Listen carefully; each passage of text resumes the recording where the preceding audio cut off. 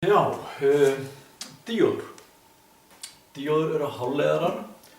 Hálfleiðari er efnablanda sem leiðir rafmagn eftir því hvernig það er, þetta eru samsettir bútar, tvö efni sett saman og plús kemur öðru meginn þá leiðir það, plús kemur hinum meginn þá leiðir það ekki. Það er svona cirka það sem við kallum hálfleiðara. Bara örlítið hérna atómfræðina, þetta er lotukerfið hérna. Hér eru dálkar og þeir eru frá 1 upp í 8.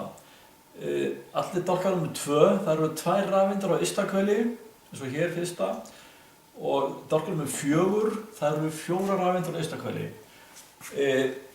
Hvelin hafa mismargar rafeindir, fyrsta hefur 2 og næsta hefur 8 og 7,32 og kollakolli. En þegar það eru 4 á ysta hvelli, þá er atóminu sama hvort að nær sér í auka rafeind eða hvort að gefur frá sér rafeind. Þannig að þessi dálkur hér með 4, hann er einstakur. Sem það er allar lífverum eru búin að tala um kolefni. Það er ekki séð hérna, bæði fólk, menn og plöntur og megnuða mat og sykur og allt það búið til kolefni. Þegar kolefni binst við, það með 4 veistakvæli, getur gefið frá sér rafeindir og bundist efnum í hvora áttina sem er. Næsta efni fyrir neðan það er silikon eða kísill.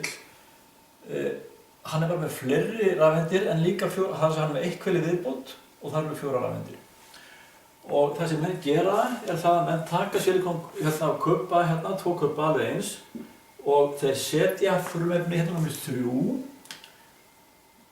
og 5 inn í silikonkubbin. Þannig að hér eru 2 kubbar og hér er búið að setja efni inn sem er með 3 rafeindir á ysta hvelli. Þá fækkar þeim aðeins þetta rafeindunum. Það er heila. Hérna stingar inn kubb hérna efni í 5. sem er með 1 auka rafeind. Þannig að hér eru ómargar rafeindir, hér eru 4 + 1 og hér eru 4 mínus 1, þannig að hér eru 3 og hér eru 5.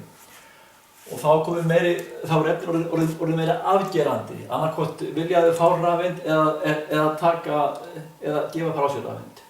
Þannig að þessir kubbar hér verða p-efni sem kallað er, positíft, þar sem þá vantar rafeind, 4 urðu að 3 og neikvætt efni, þar sem 4 + 1, hér eru ómargar rafeindir, þetta er p-efni. Og þessi kubbar p-efni, ef þeim er steikt saman, þeir eru bara klestir saman, að þá verður út það sem við kallum díóða, það er hérna. Og þessi kubbar hefur þannig eiginleika, ef við kemur plús hérna, plúsklesta hérna inn á þetta skaut hér sem heitir anóða, þá rennur rafmagn hér í gegn. Þetta hér heitir anóða og þetta er katóða. Ef við hins vegar snúum þessu við, setjum mínus hér um anóðuna, þá leiðir hann ekki. Já, það er að segja, hann leiðir bara í aðra áttina. En að díóða er einstefnuloki sem leiðir bara rafmagn í aðra áttina, ekki í hina.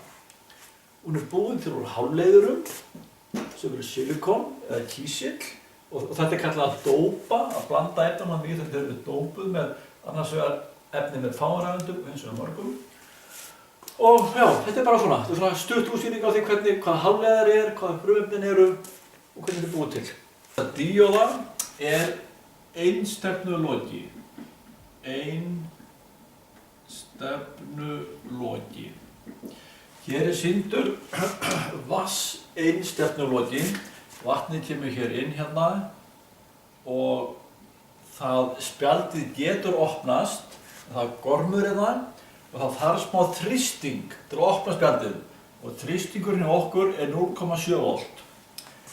Hérna kemur vatnið inn með nægan þrýsting, spjaldið það leikur hér á öxli, það opnast og vatnið fer áfram hér og í gegn. Hérna megin kemur vatnið inn hérna, ýtir á spjaldið og spjaldið lokast bara meira og meira. Hér fer ekkert vatn í gegn.